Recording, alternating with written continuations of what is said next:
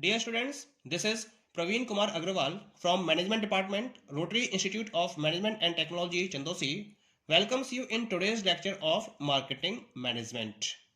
In today's lecture, we will discuss the topic Steps in Market Targeting or Procedure for Choosing Target Market. यानी कि आज के topic में हम study करेंगे कि अगर हमें अपने टारगेट मार्केट को चूज करना है तो उसके लिए हमें किन किन स्टेप्स को फॉलो करना होता है।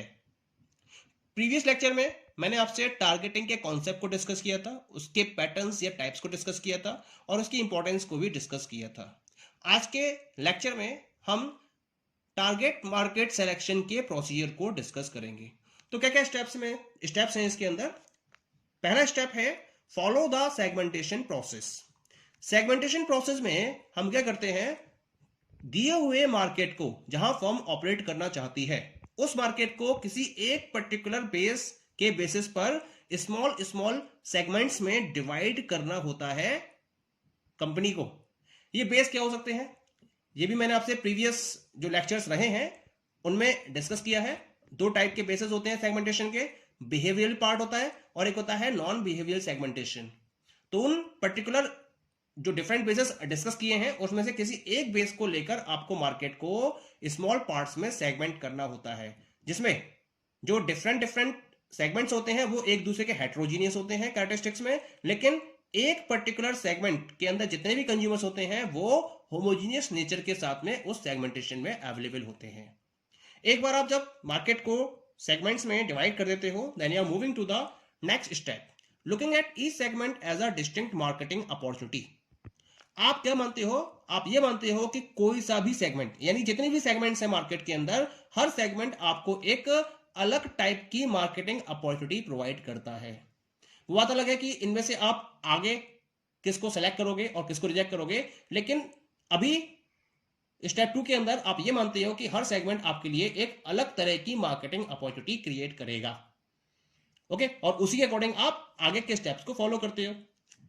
अगले स्टेप में आप क्या करते हो, evaluating the worth of each segment. आप ये देखते हो कि हर सेगमेंट की वैल्यू क्या है in terms of sales and in terms of profit. उनका पोटेंशियल आप इवेल्युएट करते हो कि जो डिफरेंट सेगमेंट्स है उनका सेल्स पोटेंशियल कितना है और प्रॉफिट पोटेंशियल कितना है, ये आप रिकॉर्ड कर लेते हो और इसको फिर आप इवेल्युएट करते हो। इवेल्युएट करने के बाद आप मूव करते हो स्टेप 4 की तरफ। स्टेप 4 में क्या करते हो आप, है ना, you are evaluating each of the segment on the following criteria। आप कुछ क्राइटेरिया सेलेक्ट करते हो और उसके बेसिस पर हर सेगमेंट को इवेल्युएट करते हो। ये क्राइटेरिया क्या क्या होते हैं, डिस्टिंग्विशेबल, कितना ज्यादा डिस्टिंग्विशेबल है, यानी कि जो डिफरेंट सेगमेंट्स हैं वो एक दूसरे से कितने ज्यादा डिफरेंशिएटेड है या डिस्टिंग्विशेबल है।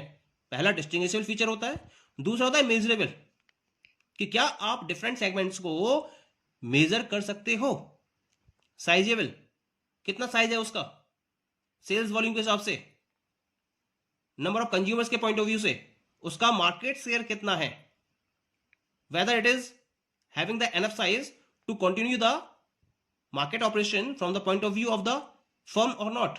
फर्म के पॉइंट ऑफ व्यू से क्या उसका साइज इतना एनफ है या इतने नंबर ऑफ कंज्यूमर्स हैं जिससे कंपनी आने वाले टाइम में अपने प्रॉफिट पर्पस को कंप्लीट कर सके। ये आप साइजेबल क्राइटेरिया में चेक करते हो। एसेसिबिलिटी चेक करते हो हर पर्टिकुलर सेगमेंट की, whether the segment is accessible from the point of view of the firm, कि क्या फर्म के पॉइंट ऑफ व्यू से वो अप्रोचेबल है, एसेसिबल है, फर्म उसके अंदर अप्रोच कर सकती है अपनी फर्म की स्ट्रेटजी के अकॉर्डिंग, क्या वो मैच करता है। तो आप एसेसिबिलिटी को चेक करते हो। आप उसके ग्रोइंग पोटेंशियल को चेक करते हो कि उस पर्टिकुलर सेगमेंट में आज की डेट में ग्रोथ रेट कितना है और आने वाले टाइम में उसमें क्या ग्रोथ रेट रहेगा। ये भी आप इवेल्युएट करते हो हर सेगमेंट के रेफरेंस में। प्रॉफिटेबिलिटी को भी चेक किया जाता है कि आज की डेट में कितना प्रॉफिट जनरेट हो रहा है उस पर्टिकुलर सेगमेंट में और आने वाले टाइम में प्रॉफिटेबिलिटी के कितने ज्यादा चांसेस हैं और किस पर्टिकुलर रेट से प्रॉफिट अराइज होगा in the upcoming future time. इसको भी आप इवेल्युएट करते हो हर सेगमेंट के रेफरेंस में। इसके साथ साथ आप कॉम्पेटिबिलिटी को चेक करते हो फर्म के रिसोर्सेज के साथ में, यानी कि उस पर्टिकुलर सेगमेंट में अगर कंपनी अपने ऑपरेशंस को कंटिन्यू करना चाहती है तो जो रिसोर्सेज की रिक्वायरमेंट है, क्या उतने रिसोर्सेज फर्म के पास अवेलेबल हैं या फर्म उनको अरेंज करने की पोजीशन में है, ये कॉम्पेटिबिलिटी भी चेक की जाती है।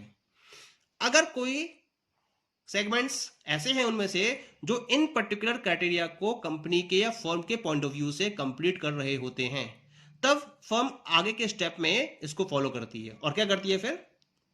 Examining whether it is better to choose the whole market और ओनली अ फ्यू सेगमेंट्स।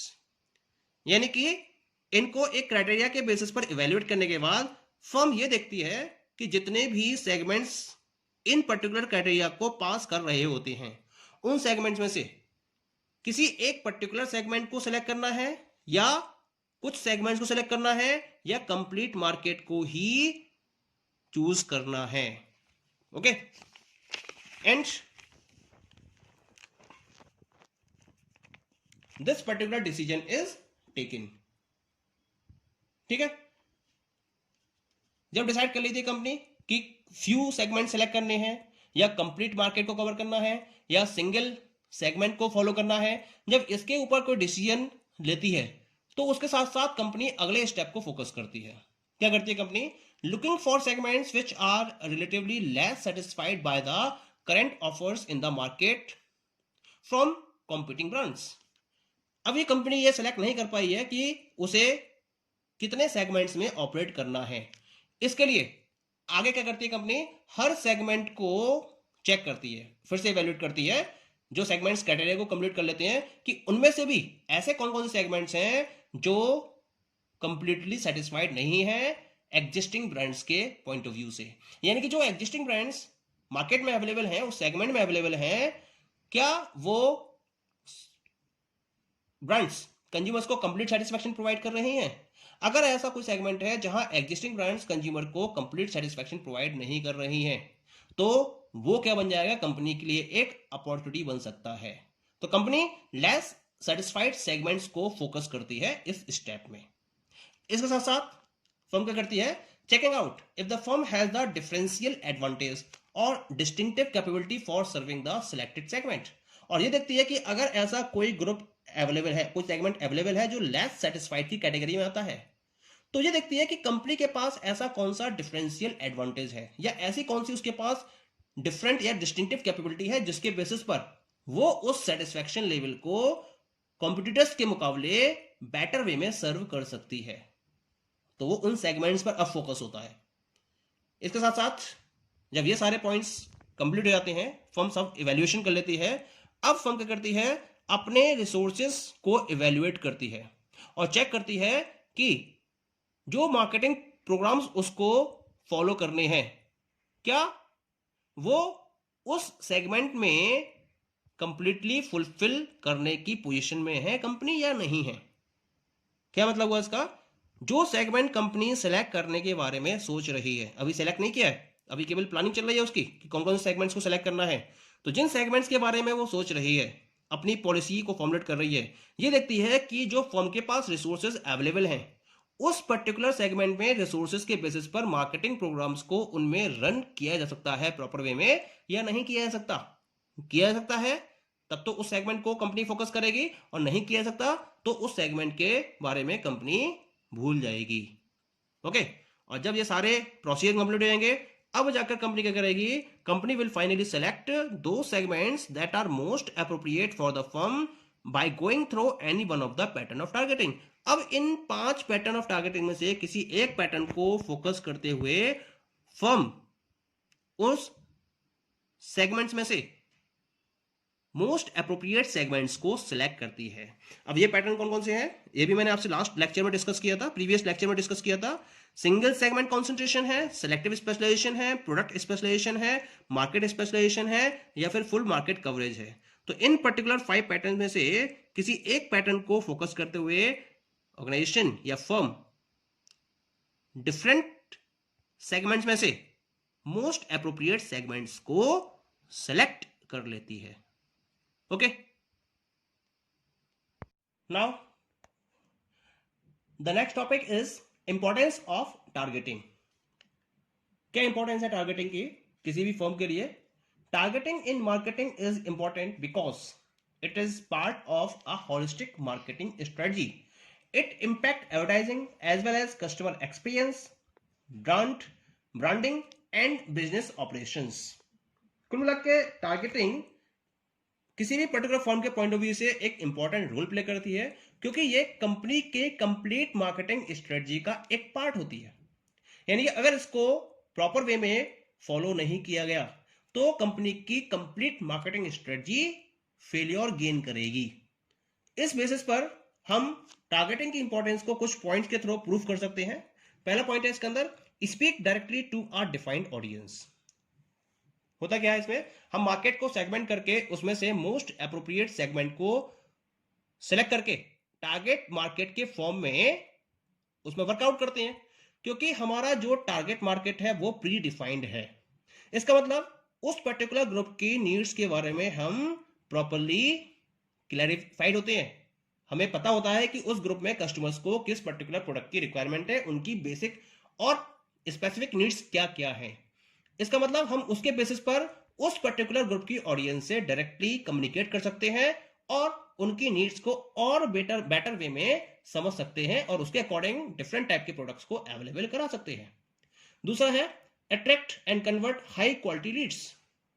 जब हम प्रॉपर्ली उस टारगेटेड ग्रुप में कस्टमर्स की नीड्स को आइडेंटिफाई करते हुए प्रॉपर प्रोडक्ट्स को अवेलेबल कराएंगे तो इससे क्या होगा, वो कंज्यूमर्स मैक्सिमम क्वांटिटी में हमारे प्रोडक्ट की तरफ अट्रैक्ट होंगे और इसकी वजह से हम हाई क्वालिटी लीड्स को अट्रैक्ट और कन्वर्ट करने में कामयाब हो सकेंगे।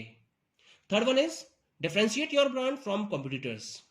क्योंकि आप यूनिक वे में एक प्रोडक्ट को मार्केट में अवेलेबल कराते हो जो यूनिक वे में कंज्यूमर्स की नीड्स को आइडेंटिफाई करके उसको सेटिस्फैक्शन प्रोवाइड करता है। तो इस तरह से आप क्या कर रहे हो, आप अपने कॉम्पिटिटर्स के कंपैरिजन में बेटर वे में कंज्यूमर्स की नीड्स को सर्व कर रहे हो, जिससे आपका ब्रांड ऑटोमेटिकली कंज्यूमर के ब्रांड से डिफरेंशिएटेड हो जाता है।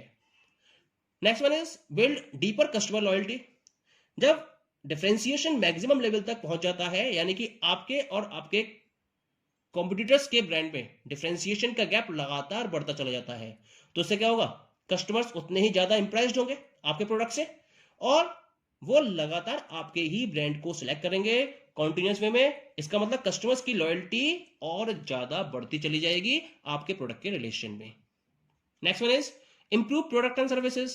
क्योंकि कंपटीशन को आपको फेस करना है, आप कस्टमर्स की लॉयल्टी को मैक्सिमम लेवल तक ले जाना चाहते हो और उसको कंटिन्यू रखना चाहते हो, तो इसके लिए आप प्रोडक्ट्स एंड सर्विसेज में उन सारे इंप्रूवमेंट्स को फोकस करते हो जो आपके कॉम्पिटिटर्स करना चाहते हैं।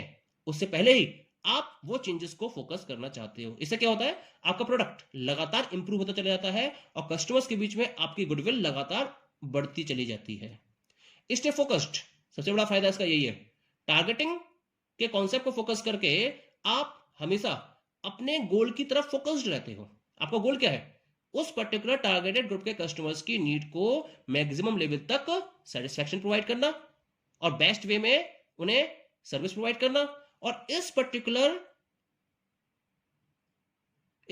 फीचर को आप लगातार फोकस करते रहते हो और कभी भी अपने गोल से आप इधर उधर नहीं जाते हो। यह सबसे बड़ा फायदा होता है जब आप टारगेटिंग को फोकस करते हो, तो आप अपने एम और ऑब्जेक्टिव पर फोकस्ड रहते हो, उससे इधर उधर नहीं जाते हो। Okay, thank you.